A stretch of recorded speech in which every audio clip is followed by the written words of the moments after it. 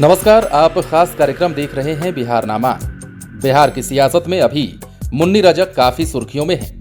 उन्हें लालू यादव ने एमएलसी का टिकट दिया है, लेकिन पॉलिटिकल कॉरिडोर में ऐसे कई लोग हैं जिन्हें लालू यादव ने सड़क से उठाकर सदन में पहुंचा दिया है।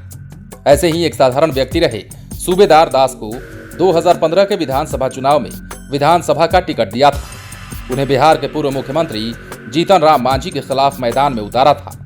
सूबेदार दास भी नायक बनकर जीतन राम मांझी को जबरदस्त पटकनियां दे दी थी। इस चुनाव की जब भी चर्चा होगी तब सूबेदार दास का नाम इतिहास रचने वालों में लिया जाएगा।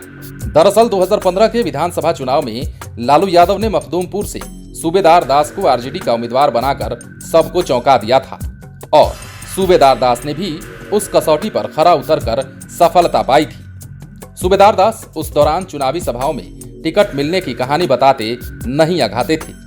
इसे सुनकर लोग हक्के बक्के रह जाते थे। ये उस समय का वाकया है जब महागठबंधन में सभी दलों की सीटें निर्धारित हो चुकी थीं। आरजेडी को भी बता दिया गया था कि उसे कहां से लड़ना है। मखदूमपुर सीट भी आरजेडी के खाते में गई थी। वहां से एनडीए की ओर से हम पार्टी के खाते में ये सीट गई थी और हम पार्टी से खुद पार्टी सुप्रीमो जीतन राम मांझी मैदान में थे। इसी दौरान सूबेदार दास को अचानक लालू आवास से फोन गया था। सूबेदार दास तब चुनावी सभाओं में कहते थे।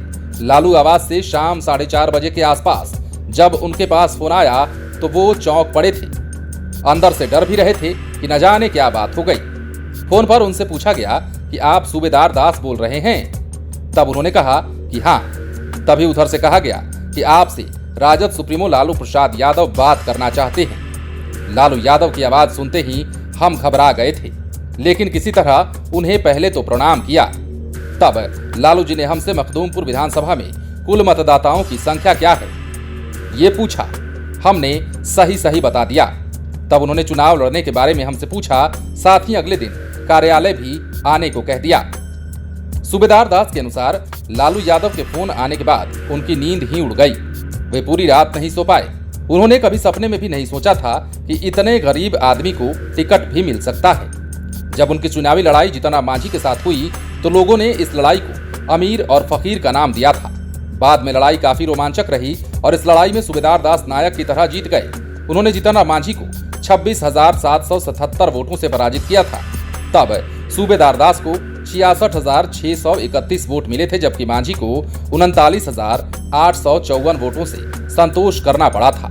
हालांकि मांझी के लिए राहत की बात यह रही कि वे गया जिले की इमामगंज सीट से लगभग 30,000 वोटों से जीत गए थे। इससे उनकी इज्जत रह गई।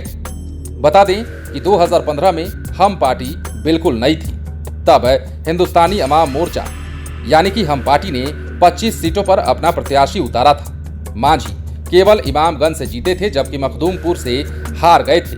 हराने वाले कोई और नहीं बल्कि सूबेदार दास थे। यहां तक कि 2015 में मांझी के बेटे, दामाद और पार्टी के बड़े नेता तक को बुरी तरह से हार का सामना करना पड़ गया था।